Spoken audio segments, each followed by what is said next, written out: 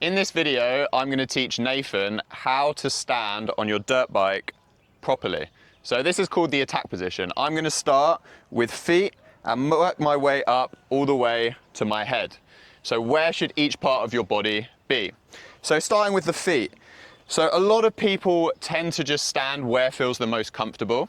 And what feels the most comfortable is standing on the arches of your feet. Now this is improper riding form because when we're on the arches of our feet, we eliminate our natural hinge points. If you see, I can't flex my ankles when my feet are on the arches. By moving my feet back to the balls of my feet, now I'm able to flex my ankles. That adds an extra 2 or 3 inches of suspension travel, which is absolutely crucial if we're doing off-roading because we're going over holes, we're going over bumps, we're going over roots, we're going over rocks. All of those things are going to send reverberations up through our body. So if we're in the proper feeted position, then we can soak up all of those bumps and all of those reverberations. Another reason we shouldn't ride on the arches of our feet is what happens is people don't want to stamp on the rear brake or the gear lever by accident. So what they do is they ride like a penguin. They ride with their toes pointed out. Now, if you ride with your toes out like this, you can probably guess this with a bit of common sense. If you're riding through a narrow enduro trail in the woods, around rocks, stumps, things like that, it's very easy to catch your foot on one of those things. So best case scenario, you catch your foot and it rips your foot off the bike and you lose control because there's nowhere else for your foot to go other than off the foot peg. That's best case scenario. Worst case scenario, you hit something hard and you cause an injury to your foot or your ankle. Now, if I'm on the balls of my feet and my toes are pointed in, any rock or stump that hits my boot is going to ricochet off my foot. I'm going to maintain control on the bike and I'm not going to injure myself. So it's absolutely crucial that we do that. Okay, one more reason we shouldn't stand on the arches of our feet. Say my feet are out like this, like a penguin again, and I go from my standing position to my seated position, I've got no control over the inside of the bike. So the bike, when we're doing off-roading, is going to be fighting side to side, right? When we're riding on tarmac, the bike will have 100% traction and go completely straight. But when we're riding in sand or clay or wet mud, the bike will fight, and we need to control the bike with the inside of our legs. A lot of people make the mistake of controlling the bike with their hands. You can't control, this is 105 kilograms, you can't control 105 kilograms with a small contact point like your hands.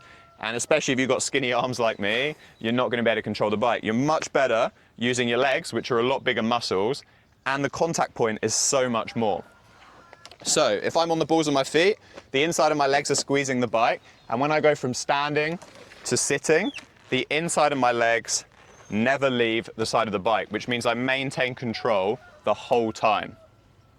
I always say, this might be an excuse for my scratched up plastics, but if your stickers and your plastics look perfect, then you're riding with improper technique. You want to be scratching up these plastics if you're going to be controlling the bike properly. Okay, next thing is the knee. So I've already said we want to squeeze with the inside of our legs. That includes the knees and everything below. But the mistake a lot of people make, especially if they're new to off-road, is they put their knees forwards in front of their toes. This just comes instinctively. But when you're in this position, what you've done is you've eliminated your ankles as a hinge point for a second time. So watch, I can't flex my ankles when my knees are forward. If I drop my knees back behind my toes, now I'm able to flex my ankles.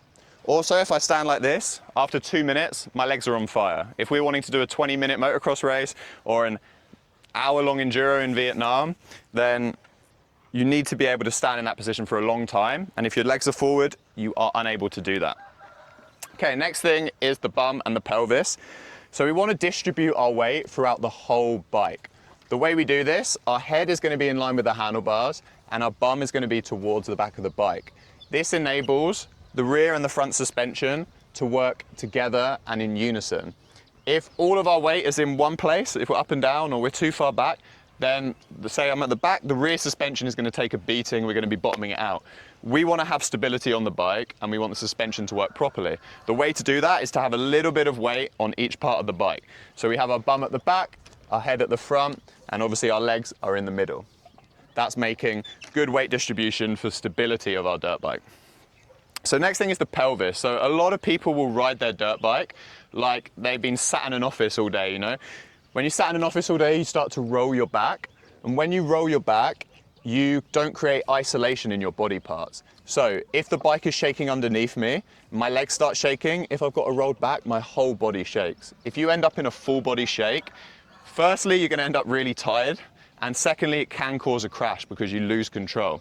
So you wanna create isolation in your body parts. The way to do this is actually to arch your back.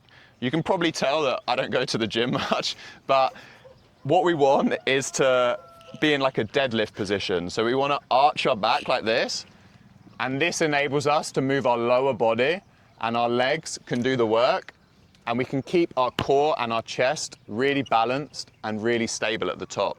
So our legs are doing the work, and our top is strong and stable. Okay, next thing is the chest. So a lot of people will stand up completely straight. We actually wanna have our chest almost parallel with our bum, so it's really low down to the bike. Again, if we're doing long trails and we're doing cross-country rides and we're riding for hours, it's not realistic to be in this attack position the whole time. I always tell my customers that.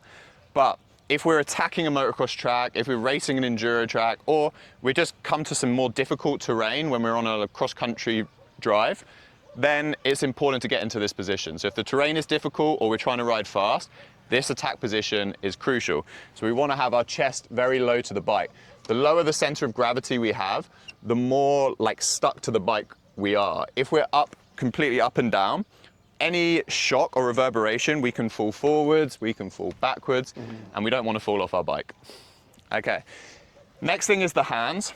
A lot of people make the mistake of gripping onto the donuts with the fingers and their thumbs. What this does is it drives your elbows in. So you look like a T-Rex, or you look like you're going shopping. Now, we're not going shopping, we're riding dirt bikes. So what we want to do is, if our elbows are in, our hands can, if we try and turn or if we end up in a shake, that moves our whole body again. As you can see, my whole body will move. We want to drive our elbows out. So the way we do this is we grab hold of the grips with the fatty part of our hands, like this, and now my elbows are out, I'm able to turn the bars without moving my chest and my core. So we're creating isolation in each body part. Okay, I'll stop yapping on, so just one more thing to talk about and I'll stop talking so much. The final thing is the head. So I've already said we want to keep our head in line with the handlebars in our neutral position. This changes if we're accelerating or braking, but we'll talk about that in another video and another lesson. But when we,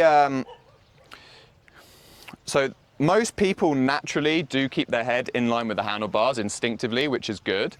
But the mistake people make is where they look. So a lot of people will look at the front mudguard or they'll look at the floor. And as you've probably heard before, where you look, you're gonna go. So if you're looking down there, eventually you're gonna end up down there. Another mistake people make with the way they look is target fixation. So if you see something that scares you, a log, a river crossing, a big puddle and a tree, people often get scared and then just stare at the obstacle or the hazard. And what happens is you end up riding into it. So say there's a water patch and it's slippery, you see a tree and you're like, what if I go sideways and ride into the tree? Well, if you look at that tree, it's going to become a self-fulfilling prophecy, right? And you're going to ride straight into the tree. So you need to be aware of your hazards. That's a good part of riding. But you need to be confident and concise in where you want to go. So you want to be 100% focused. I want to go here. I'm in the right position and I'm looking ahead and that's where I'm going. Okay, so I've moved around a lot during this talk, but I just want to show you the finished product. So this is what the attack position should look like.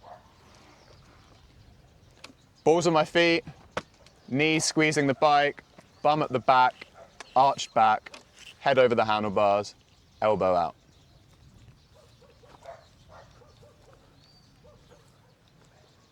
So I tried to do this video in a very different style, a lot less B-roll, do it all in one take, so there's a lot more mistakes and hesitations, but I thought it's a lot more natural and a lot more realistic as to how my lessons actually sound. So I hope you enjoyed it, even though it's not the TikTok generation style of video that's really fast-paced with lots of flashing images and B-roll. And thank you for watching. If you enjoyed this video, then check out the video we've got on screen now. Thank you.